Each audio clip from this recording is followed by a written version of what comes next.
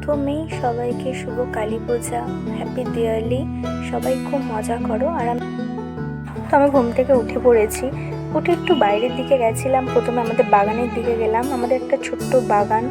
তারপর একটু মন্দিরের দিকে গেছিলাম। ওই যে সামনের যে মন্দিরটা দেখছো, এটা খুব জাগ্রত একটা কালী মন্দির।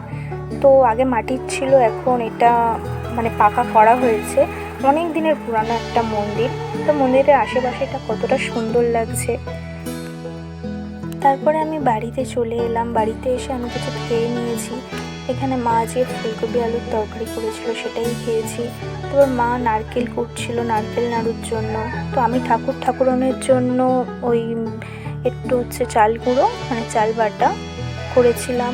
আর তারপর একটু মশলাও গুঁড়ো করে নিয়েছিলাম।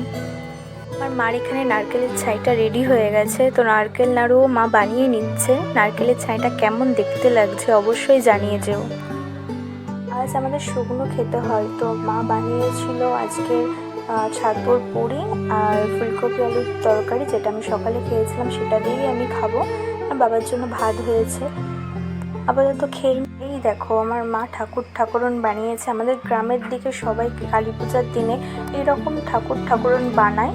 তো আমার মা যেরকম পেরেছে, যতটা সুন্দর পেরেছে করেছে। চাল গুঁড়ো দিয়ে করা হয়, চালের একটা মানে ডো বানিয়ে করা হয়। তো কেমন হয়েছে তোমরা জানিও।